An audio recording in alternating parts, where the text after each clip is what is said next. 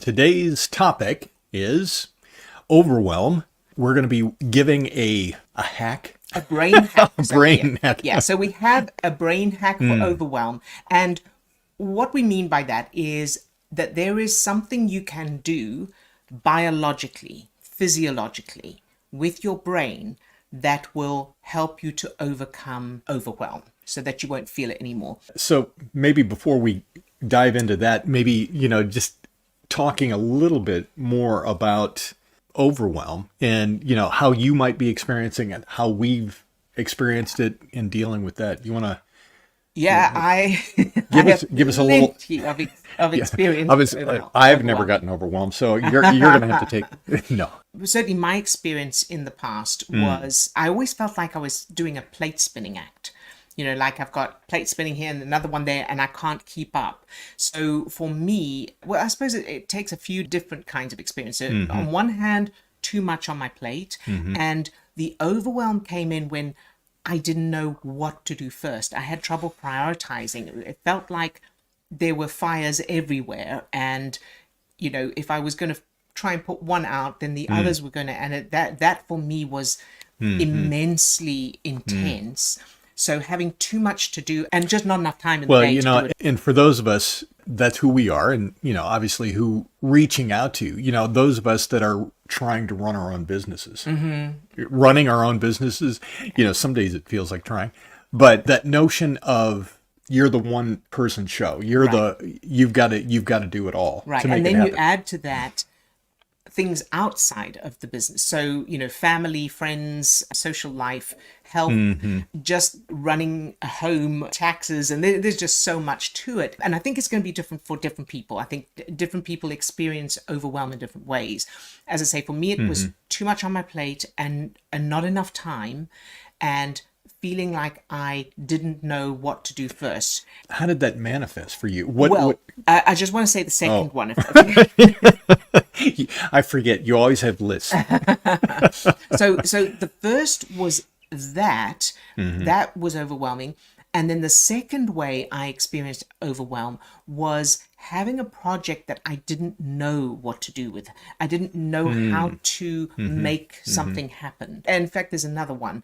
Sorry, I'm adding to it. But it's just, I'm remembering it as I'm talking about it. Yeah. So there was too much to do, not knowing how to get started on something or what the next step was. And then the other thing was something feeling beyond my ability.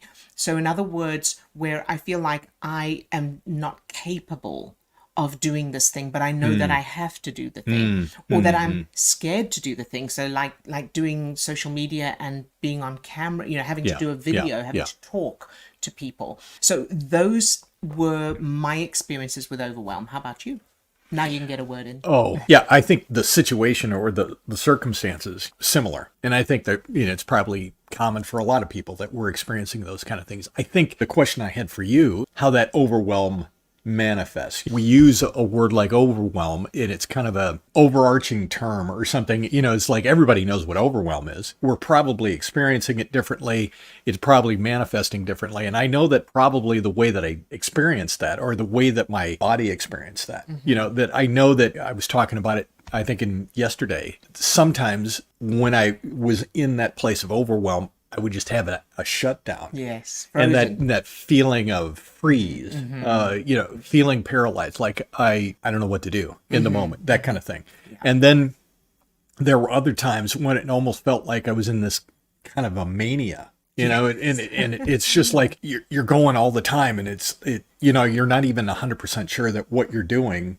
That's right. It didn't feel like flow. It felt like a panic, almost like that running away kind of state or feeling, or you're on a hamster wheel or something like that. Right. I know that for me, depending on which of those three overwhelms I was experiencing, but the one where I've got too much on my plate, I think the biggest thing was extreme anxiety and feeling trapped. It was a feeling of feeling trapped because I had to achieve all these things and I couldn't. Yeah.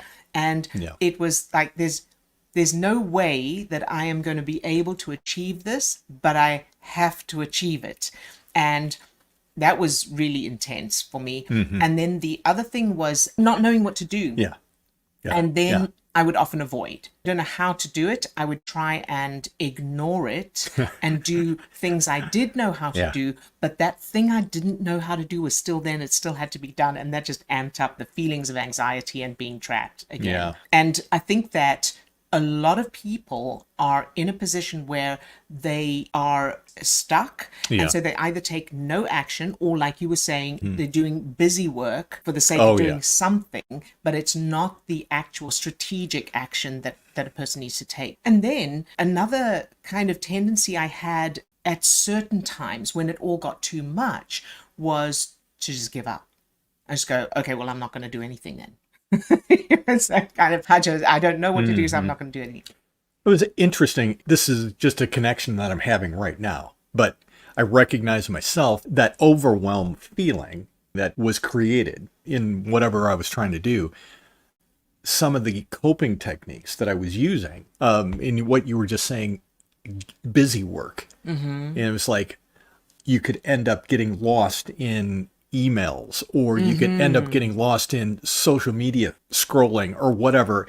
And somehow that in the back of your mind that you feel like, oh, this is important work, but it's not actually getting the work done, which is adding to the feeling of overwhelm. Yeah. That's right. And also distractions, of course. Yeah, It's distractions. easy to get distracted, and and I definitely experienced that as well. So shall we move on to the brain hack? Well, yes, but I think that it's also kind of important first, perhaps, to talk a little bit about what is actually happening. I wanted to do that after. I want to give the brain... Well, no, maybe you're right. Maybe we should just give a pre-thing that explains why this brain hack works. What is happening in the brain Yeah. that's actually...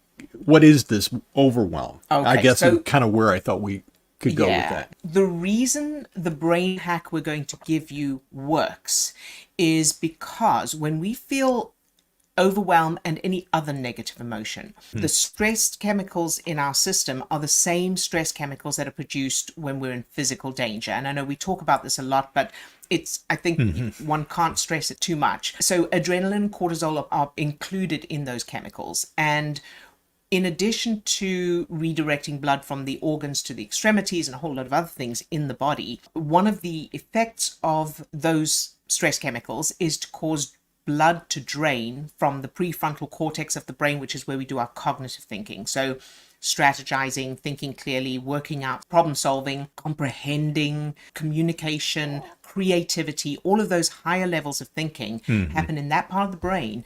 And the stress chemicals that are produced when we're feeling any negative emotion, and I would say overwhelm is one of the biggest ones, those chemicals cause blood to drain from the part of the brain that we need in order to be able to do the thing. Using my example of having too much on my plate, as I was feeling the negative emotion, the overwhelm, I don't know what to do, I don't know what to prioritize, I've got too much, there's not enough time, all of that. As I was thinking those things and stress chemicals were being pumped into my system, blood was draining from the very part of the brain that I needed to be able to work out what I needed to do, what to prioritize, how to get things done within the period of time I had, what I could delegate, and alternative solutions, creativity, all of that. As I was in that position, that part of my brain was shutting down because blood was draining from it to the back of the brain for survival. So it's like trying to drive. It's like pressing the accelerator when you've still got the handbrake on. Yeah. Or spinning your wheels in the mud. And if you feel so inclined, want to, share in the comments kind of what your experience of overwhelm is like. I know for me, in going and having that experience, as you were talking about that, I just kind of imagined that little circle that is running on your computer when it's buffering, that it's like when you don't have access to your prefrontal cortex, it's just like, I'm just kind of waiting. When you're in survival mode. Yeah. So here's the thing that brings blood back to the prefrontal cortex is lowering the level of stress chemicals, including adrenaline and cortisol, and the brain triggering the production of feel-good chemicals like endorphins, serotonin, and oxytocin. And as that chemical shift happens, so as stress chemicals lower and feel-good chemicals start entering your system, that allows blood to return to the prefrontal cortex from the back of the brain where it was for survival. And then you're able to think clearly again. And a great example of this, I always feel, is, and let us know in the comments if you've ever experienced this, where you've been triggered by somebody in a situation and later you think of all the things you could have said or should have said, and you're like, I should have said that, or I could have said that. Let us know if you're familiar with that. I know I am definitely, and I'm sure you are as well. Yeah, that's that feeling of blood returning. It's like, and that's the thing, is the reason for that is that blood has returned to that part of your brain, and now you have access to it. And now you can think, I could have. Now you can think strategically again, and that's because afterwards the level of stress chemicals started to come down. You've mentioned before, this is working with the machinery of the brain, and that's why it's so effective as well. It's also pretty new, this information in neuroscience. So this is why we're so determined to get this information out there, because people don't know this for the most part. So the brain hack, and the earlier you catch it, the easier it is to do this. When you start to feel overwhelmed, walk away in the first step. So what you can do, what I do, is imagine you've got a big pause button in your head and you're going to press pause. You'll come back to it. So the key here is not feeling like you're ignoring it or, distracting yourself or anything. This is a strategic process with a physical effect. That's the other reason I love what we do, is that it's based in physiology. It's not intangible, like things to do with the mind can often be intangible to grasp. This is physiology. So you imagine in your brain, imagine pressing pause and walk away and go and get a cup of tea or go for a walk. Now, what you do when you walk away is switch your focus in whatever way you can, and the aim is to feel good, is to do something that feels good in order to bring blood back to that part of your brain. So you could listen to a song you love, listen to music you love. You could go for a walk listening to an uplifting podcast or audiobook. You can play a game, read a book, speak to a friend who makes you laugh, watch funny videos. And the key to this is you won't want to do it. You won't want to do it because the brain is fixated on the so-called danger. The reason this can be difficult to do at first, and the reason we want to explain the physiology behind it, is because when you're in the middle of those feelings, stress chemicals are stronger than feel-good chemicals because they're for survival.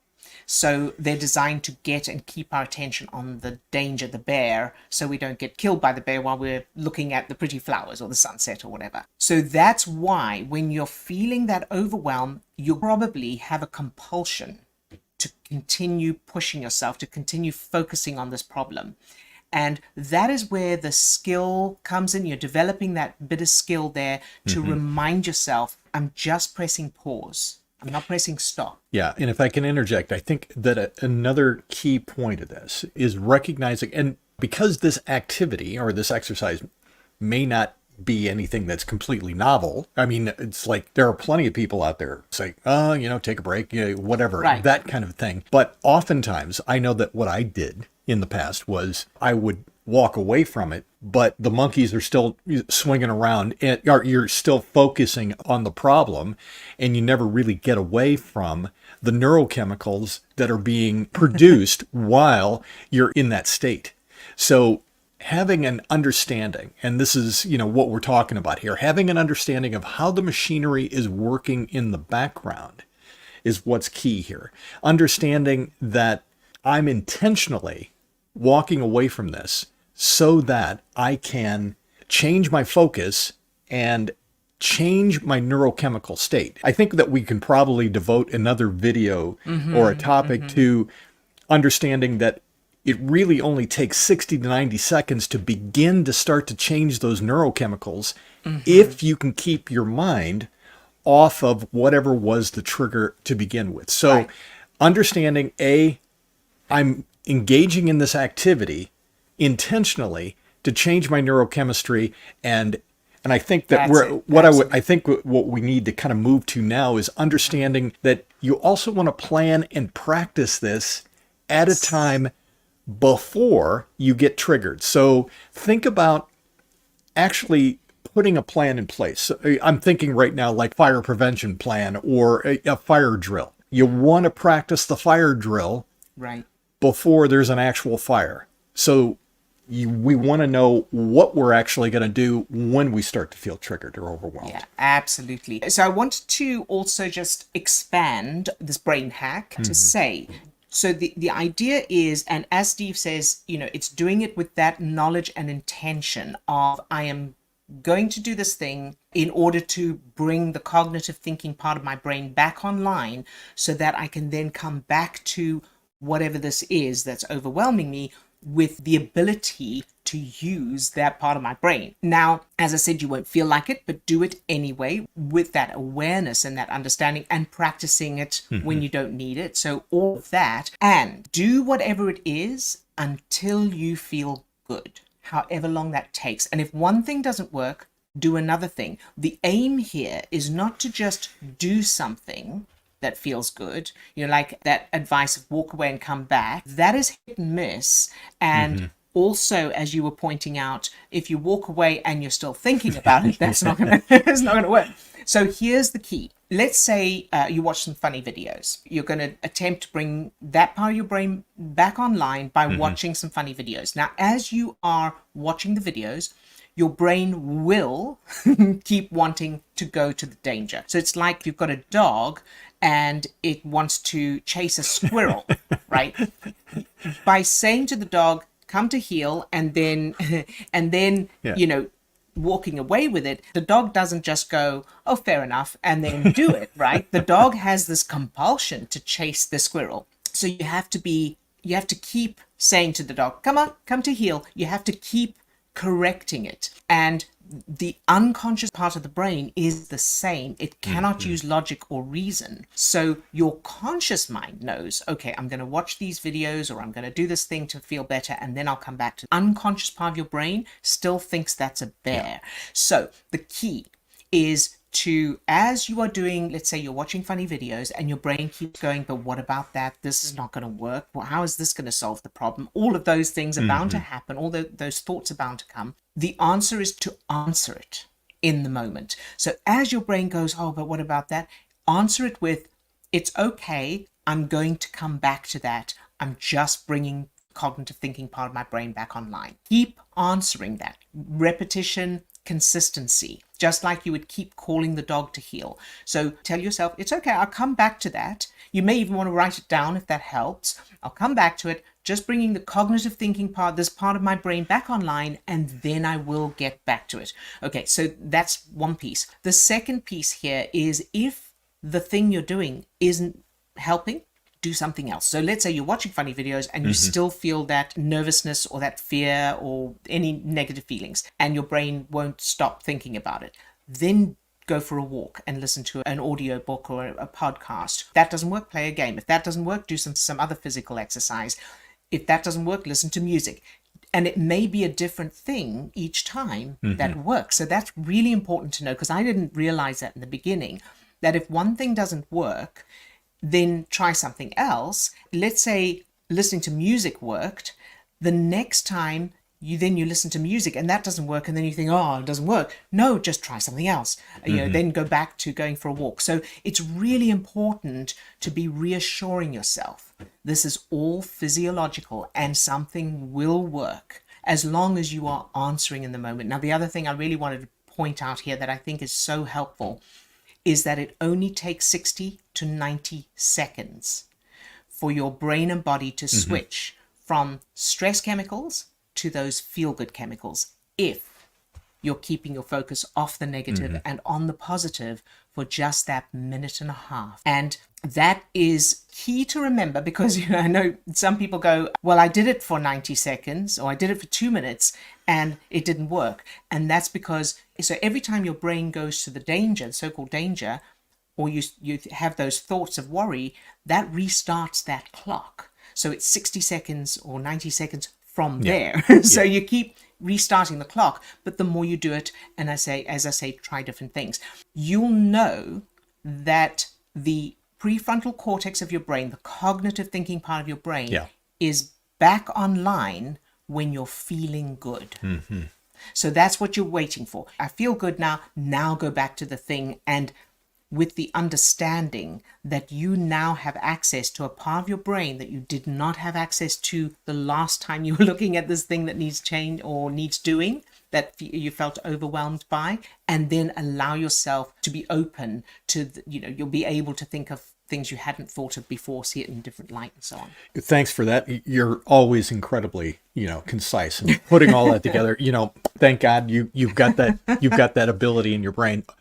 Another thing that I think I want to add here, and I know that we probably need to be wrapping up here before too long, but understanding that what we've kind of laid out here is this hack is really kind of like triage in the moment when you're dealing with overwhelm. And really the other bit that I feel is important here to understand or to know, or another part of the machinery that's operating in the background, is what is at the core or the foundation of this overwhelm in the first place. So just because I'm experiencing these situations in my life, in my business, working with a client, whatever you might be feeling the overwhelm in the moment, is also understanding how that overwhelm got created. Now, this is a big topic and something that we go into quite a bit more in the work that we do. It's recognizing that my reaction, your reaction to this situation is coming from previous references. Right. Not everybody has the same. So not everyone is overwhelmed by the same things. Absolutely. Or even in the same way. The situation itself doesn't have the ability to cause the overwhelm. The overwhelm is coming from what we're carrying around inside, what we've experienced. Yeah. And so we do have a free webinar that goes into depth about what is actually causing the overwhelm in the first place in different people. Some people can have so much going on and they almost thrive on it. Oh yeah, it doesn't stress them out. They're like, oh yeah, and in their case, they're not producing those stress chemicals that take that part of their brain offline, and they're able to just cope. And then others may become overwhelmed. I remember at times being overwhelmed by such simple things like, I don't know what to wear. Literally. Yeah. Going, and then feeling panicky about what to wear today. So, really little things like that. And the cause of overwhelm in each person, as Steve says, is coming from another part of the brain, what we call the GPS coordinates and the references that we have. And everybody has different ones. So the free webinar, and the link is in the description of this video, you can register for that. As I say, it's free. That'll take you through in depth what exactly it is in your brain that is causing the overwhelm in the first place and how to change it. So we changed ours, so we're no longer overwhelmed, and it'll take you through that as well. If you feel like this is helpful for you, if you're finding some value in this, again, if you could subscribe, leave a comment, give us a thumbs up, all those kind of things are really, really helpful because, as y'all know, it's helping the algorithm. It's helping us get the message out to other people that need to hear and see these videos. Yes, indeed. So we look forward to seeing you next time, and we look forward to hearing from you as well in your comments. Lots of love to all of you now. See you next time. Have a great day. Bye-bye.